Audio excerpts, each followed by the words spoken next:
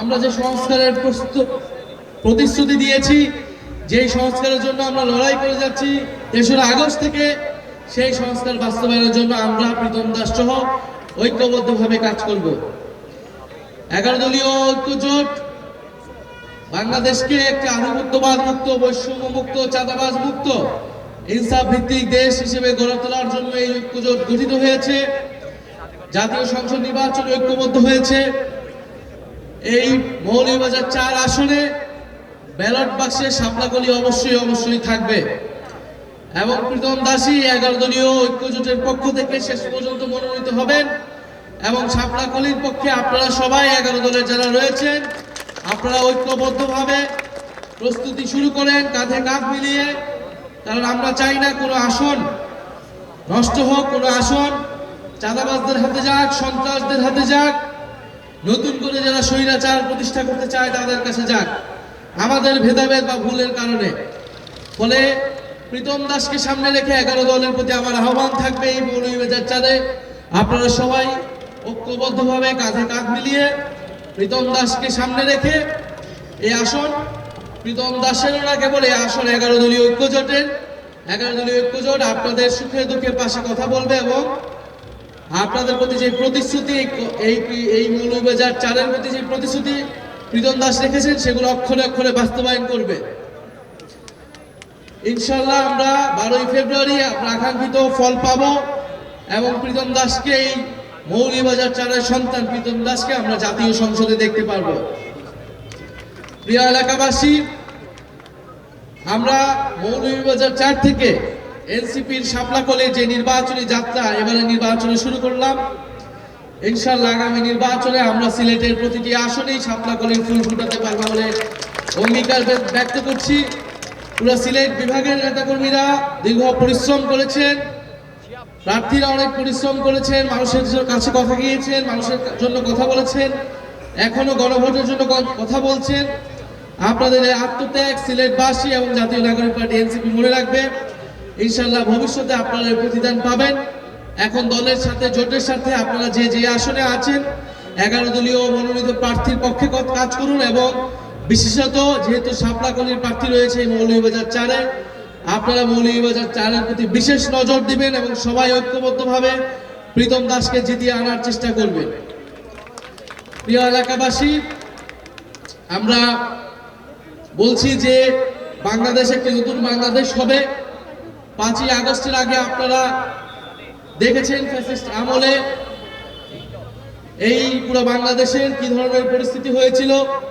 আমরা চাই না বাংলাদেশটা আগের মতো হোক। আপনারা আগে যেই দলই মতই করে থাকেন না কেন, আপনারা শাপলাকলির নেতৃত্বে, এনসিপি নেতৃত্বে নতুন করে সংগঠিত হন, শাপলাকলিকে জয়যুক্ত করুন। ইনশাআল্লাহ শাপলাকলি সবার সাথে ইনসাফ করবে, সবার সাথে ন্যায় বিচার করবে। 5ই আগস্টের পরে আমরা স্পষ্টভাবেই বলেছিলাম যে সবার সাথে আইনের শাসন অনুযায়ী ন্যায় বিচারের ভিত্তিতে সবার বিচার, যারা অপরাধী, যারা ফ্যাসিস্ট রয়েছে তাদের বিচার নিশ্চিত করা হবে। যারা অপরাধের সাথে যুক্ত ছিল না, গণহত্যার সাথে যুক্ত ছিল না, এমন কারো প্রতি কোনো ধরনের অবিচার করা হবে না। কিন্তু আমরা দেখেছি একটি দল, তারা নির্বিচারে সারা দেশে মামলা দিয়েছে এবং ফ্যাসিস্টদের নাম করে মামলা দিয়েছে এবং এই মামলা বাণিজ্য করেছে। এবং যখন ভোটের সময় আসছে তখন তারা বলতেছে ভোট দিলে, ধানের শেষে ভোট দিলে মামলা উইথড্র করা হবে। বলে এটা একটা স্পষ্টই প্রতারণা। এই প্রতারণা তারা তাদের ইশতেহারও করছে। আপনারা এর আগে 31 দফার কথা শুনে থাকবেন। তারা রাষ্ট্র সংস্কারের প্রতিশ্রুতি দিয়েছিল যখন ফ্যাসিস্টবাদী আমল ছিল, কিন্তু 5ই আগস্টের পরে তারা নিজেদের 31 দফার সাথেও বিট্রে করেছে, প্রতারণা করেছে। সেই 31 দফার দাবিও তারা মেনে নাই। যখন সংস্কারের কথা বলা হয়েছে সেই সংস্কার তারা মানে নাই।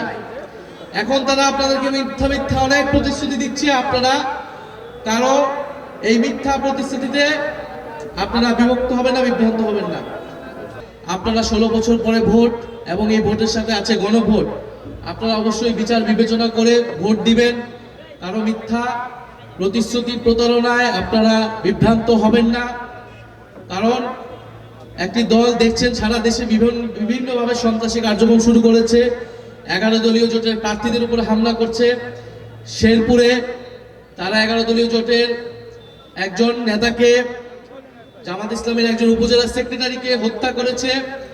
5ই আগস্টের পরে এই ধরনের হত্যা করে তারা যে আওয়ামী লীগের সন্ত্রাসী রাজনীতি ছিল সেই সন্ত্রাসী রাজনীতি নিজেরা করা শুরু করছে এবং তারা ভোট কেন্দ্র দখল করার, তারা সিল মারার এই ধরনের পরিকল্পনা করছে। কারণ আমরা দেখতে পাচ্ছি জনগণ 11 দলের পক্ষেই আছে।